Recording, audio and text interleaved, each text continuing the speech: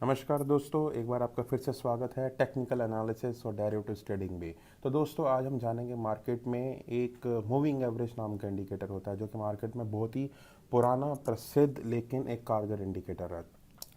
Indicators की बात करें तो इंडिकेटर्स और भी हैं जो अपना अपना काम करते हैं समय आने पर, लेकिन मूविंग एवरेज एक ऐसा इंडिकेटर है जिसको हर एक एक्सपर्ट, हर एक रॉ, हर कोई इसको यूज़ करता है। तो आइए आज हम जानते हैं मूविंग एवरेज आखिर होता क्या है। तो दोस्तों इसको बहुत ही सिंपल बेसिक लैंग्वेज में हम समझेंगे। मूविंग एवरेज मतलब कि मूव करने की एवरेज। एक एग्जांपल लेते हैं, मान लीजिए आज मैं अपने घर से निकला, घर से मैं अपने लेट्स से अपने मैं ऑफिस गया लेकिन ऑफिस जाते जाते बीच में मैं दो जगह में रुका। ऑफिस गया, ऑफिस से मैं वापसी में आया, बीच में फिर मैं दो जगह रुका, फिर मैं अपने ऑफिस आया। तो लेट्स से मैं एक पूरे दिन में मैं 50 किलोमीटर के रेडियस में अपने ऑफिस जाने से लेके घर आने तक 50 किलोमीटर के दायरे में मैं अपना घूमा, राइट। अगले दिन मैं गया, अगले दिन मैं एक जगह रुका बीच में और मैं अपने ऑफिस गया, वापसी में एक जगह रुका, अपने ऑफिस से घर पे वापस आया।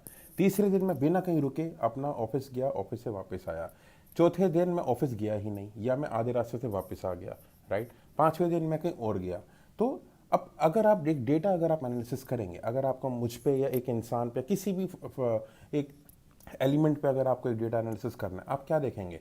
आप मेरे मूव करने की एवरेज देखेंगे कि एक इंसान या एक पर्टिकुलर स्टॉक या एक कोई पर्टिकुलर सब्जेक्ट या एलिमेंट एक अपने निश्चित दायरे में, निश्चित रेंज में कितना घूम सकता है।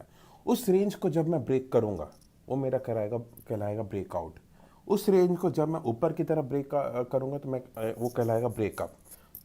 नीचे की तरफ ब्रेक करूंगा कहलाएगा ब्रेक डाउन। उससे मेरी एक एवरेज निर्धारित तय हो जाएगी। मूविंग एवरेज का कॉन्सेप्ट भी कुछ इसी प्रकार से काम करता है, जिसके अंदर हम एक स्टॉक की मूव करने की एवरेज को आइडेंटिफाई करते हैं और हम पिछले ट्रेंड को एक एनालिसिस करते हैं। फिर हम ये देखते हैं कि किस तरीके से पिछले ट्रेंड के मुकाबले आने वाला ट्रेंड ज़्यादा स्ट्रांग है या ज़्यादा वीक है, ज़्यादा तेजी में है या ज़्यादा मंदी में है। तो दोस्तों काम करता है मार्केट में। हालांकि इससे अच्छे और भी इंडिकेटर्स हैं, लेकिन एक जैसे मैंने बताया ये बहुत ही पुराना, प्रसिद्ध और एक माना हुआ एक इंडिकेटर है। तो आइए देखते हैं मूविंग एवरेज के कॉन्सेप्ट में किस किस तरीके के इंडिकेटर्स काम करते हैं। आपके सामने इस समय स्क्रीन के ऊपर टाटा कंसल्टेंसी का मैंने जो है एक investing.com जो कि फ्री ऑफ कॉस्ट अवेलेबल है, टाटा कंसल्टेंसी के ऊपर ये लाइव चार्ट मैंने आपका खोल रखा है। तो आइए देखते हैं मूविंग एवरेज की स्टडी अपनी स्टार्ट करते हैं। यहाँ पे आप इंडिकेटर्स के अंदर आप जाएंगे, यहाँ पे आप मूविंग एवरेज अपना लिखेंगे। यहाँ पे मूविंग एवरेज यहाँ पे 9 पीरियड की आ रही है। इसको आपने देखा मूविंग एवरेज किस तरीके से एक लाइन ड्रॉ होके आ गई आपकी स्क्रीन के ऊपर। सिंपल सा है दोस्तों, जब इस लाइन को नीचे से ऊपर की तरफ मार्केट ने, स्टॉक ने अपना ब्रेक किया तो टाटा कंसल्टेंसी का स्टॉक अपसाइड में था। इसी प्रकार से जब ये नीचे ऊपर से जब नीचे की तरफ आ रहा था तो यहाँ पे एक हमें सेल का सिग्नल मिला। जब ये सेल का सिग्नल ऊपर से लेके नीचे की तरफ आ रहा है तो यहाँ पे, और फिर वापसी जब ऊपर की तरफ जा रहा है तो ये हमारा एक ब्रेक पॉइंट होगा।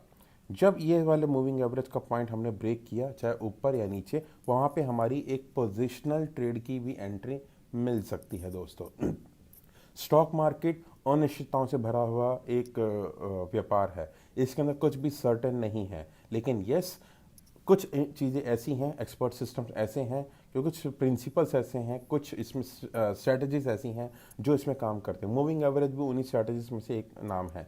जैसे अगर मान कॉन्सेप्ट बताना हो, एक एवरेज लेंगे, उसे बैक टेस्ट करेंगे, जैसे हमने अपनी पहली वीडियो में भी बताया था technical analysis is nothing that is a back testing and the doing the paper trade with your own knowledge and study. उसके बाद हम एक कंफर्म ट्रेड, पोजिशन ट्रेड के लिए हम यहाँ पे आशा कर सकते हैं। अब ये बैक टेस्ट कैसे करना है? आखिर ये आपने देखा होगा मूविंग एवरेज जो मैंने यहाँ पे ले रखा है, ये मैंने 9 पीरियड का यहाँ पे ले रखा है, लेकिन क्या ये सही है? क्या हम इसके अंदर कुछ हम और कर सकते हैं? हम मूविंग एवरेज के कॉन्सेप्ट पे दोबारा जाएंगे। यहाँ पे मैंने दोबारा एक सिग्नल ले लिया, मैंने लेट से मैंने 13 का सिग्नल ले लिया एक, और मान लेते हैं मैंने पहले वाले को जो मेरा 9 पीरियड का था। 9 पीरियड्स का मतलब दोस्तों यहाँ पे ये हुआ कि पिछले 5 दिन की 9 दिन की एवरेज ले रहा हूँ, अब मैंने 5 दिन की एवरेज ले रहा हूँ और एक मैंने एवरेज ली है 13 दिन की। तो दोस्तों ये देखिए यहाँ पे आपको एक किस क्लैरिटी मिलेगी। जैसे कि यहाँ से हम शुरुआत करते हैं, पहला जो बार आएगा मेरा 5 दिन का बार है, दूसरा जो बार है मेरा 13 दिन का बार है। तो दोस्तों जहाँ 5 दिन के बार मतलब कि 5 दिन की मूविंग एवरेज को नीचे से, बॉटम से जब मार्केट ने मूव करना स्टार्ट किया, 13 दिन की एवरेज को तोड़ते हुए, फिर देखिए टाटा कंसल्टेंसी ने कहाँ पे अपना मूव लिया। ये 5 दिन की एवरेज तोड़ी दोस्तों, 13 दिन की एवरेज तोड़ी जिसका कि लेवल है 2118 रुपये। 2118 रुपये तोड़ने के बाद मूविंग एवरेज के कॉन्सेप्ट पे अगर हम जाएं और ये कब ब्रेक हुआ है दोस्तों, इसको हम देखते हैं। ये ब्रेक हुआ है आपका, नीचे डेट आ रही है 23 जुलाई 2019 को। उसके बाद 23 जुलाई 2019 के बाद 8 अगस्त 2019 को इसने हाई अपना बनाया है 2281 रुपये, 2281 रुपीज़ दोस्तों। उसके बाद आपने देखा कि अब ऊपर वाला जो पहला बार आएगा वो 5 दिन का होगा, तो दूसरा बार आएगा वो हमारा 13 दिन की एवरेज हमें कंफर्म कर रहा होगा। इसी प्रकार से जब हम ऊपर से जब टाटा कंसल्टेंसी के स्टॉक ने जब ऊपर से जब नीचे की तरफ अपनी दिशा पकड़ी, 5 दिन का एवरेज अपना क्रॉस किया, तो 5 दिन के एवरेज में यहाँ पे हम देखेंगे कब क्रॉस किया लेवल, यहाँ पे आप अपना माउस रखेंगे तो 2225 रुपये का लेवल क्रॉस करने के बाद फिर 13 दिन का जब तोड़ा दोस्तों। दो मूविंग एवरेज लगाने का कॉन्सेप्ट ही इसलिए है कि हम डबल कॉन्फर्मेशन के ले जा रहे हैं। अगर एक स्टॉक 5 दिन की अपनी मूविंग एवरेज से ज़्यादा वीक या ज़्यादा तेजी पे है तो क्या वो 13 दिन की एवरेज पे भी है, ये हमें फाइंड आउट करना है। इसका मतलब पहले से ज़्यादा मंदी या पहले से ज़्यादा तेजी हम देख सकते हैं मार्केट में। यहाँ पे हमने पहले से ज़्यादा मंदी देखी, तो उसके बाद आप देख सकते हैं जब 13 दिन की भी एवरेज को तोड़ा जिसका कि लेवल 2190 के आसपास था दोस्तों, कहाँ तक आया 2140 के आसपास ये आपका टाटा कंसल्टेंसी का स्टॉक आया और 50 पॉइंट डाउन। ये दोस्तों हम डेली डेटा के ऊपर काम कर रहे हैं। अगर आप थोड़े बड़े टाइम फ्रेम पे काम करना चाहते हैं आप इसको मंथली डेटा पे या investing.com पे या मंथली डेटा पे भी आप काम कर सकते हैं। तो आप देख सकते हैं दोस्तों मंथली डेटा के ऊपर के और बैक टेस्ट का यही है। देखिए आपको डेली डेटा में बैक टेस्टिंग के ऊपर आप देखेंगे 5 और 13 किस तरीके से अच्छे से काम कर रहा है। मंथली डेटा पे जब आप जाएंगे दोस्तों तो आप इसकी फ्रीक्वेंसी है इसको बढ़ा सकते हैं। आप इसको 20 कर दीजिए, अब आपको यहाँ पे दिखेगा, आप स्कोर बढ़ा सकते हैं। अक्सर लोग आपने सुना होगा कि moving average below 50 days, moving average below 200 days, इस तरीके से आता है। ये देखिए आप किस तरीके से लाइन आपकी एक स्टॉक के ऊपर ही आपको डेली डेटा पे अगर हम आते हैं तो देखिए किस तरीके से अपने आप ये मूविंग एवरेज का कॉन्सेप्ट आपको शो कर देगा। अब हमने 5 और 50 का लिया है, मान लेते हैं इसको, अब हम 13 का लेते हैं दोस्तों। ये 13 लो 50 लो, ये आपके ऊपर डिपेंड करता है कि आप कितने पीरियड का लेंगे। अगर वैसे इंट्राडे के लिए दोस्तों बताया जाता है कि अगर आप शॉर्ट टर्म के लिए अगर आप करना चाहते हैं तो एक हम 5 मूविंग एवरेज का रखते हैं, एक हम इसके अंदर 8 मूविंग एवरेज का रखते हैं शॉर्ट टर्म पोजिशनल जिसे हम कह सकते हैं, और एक हम रखते हैं इसके अंदर 13 डेज का।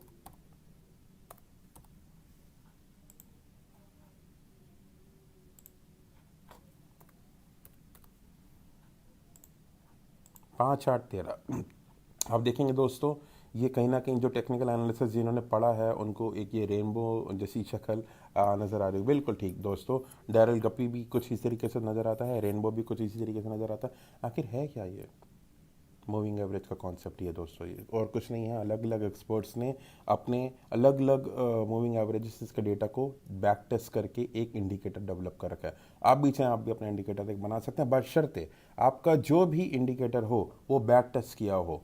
हर एक स्टॉक पे कुछ रहता है कि 5 8 13 का कॉन्सेप्ट किसके ऊपर चल रहा है किसके ऊपर नहीं चल रहा है। जैसे कि अक्सर आपने देखा होगा कि मूविंग एवरेज जब भी अपने 200 दिन की एवरेज को क्रॉस करती है तो उसके अंदर हम भारी मंदी हम देखते हैं।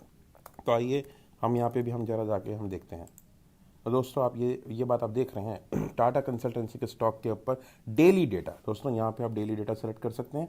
डेली डेटा के ऊपर 200 दिन की मूविंग एवरेज, मतलब पिछले 200 दिन की मूविंग एवरेज, जो कि बहुत बड़ा एक ट्रेड है, बहुत बड़ा मैंने ट्रेंड एनालिसिस कर रखा है, उसकी मूविंग एवरेज के इस समय टाटा कंसल्टेंसी घूम रहा है दोस्तों। आप देख पा रहे हैं यहाँ पे, समझ आ रहा है आपको। ये देखिए 2057 का एक ये लो बनाया था जो कि डेट है हमारी 20 सितंबर 2019। 200 दिन की मूविंग एवरेज के जैसे ही क्रॉस किया 2057, एक बार दोबारा ध्यान रखिएगा यहाँ पे आप 2057, उसके बाद लो कितना बनाया 1887, माफ़ करिएगा दोस्तों।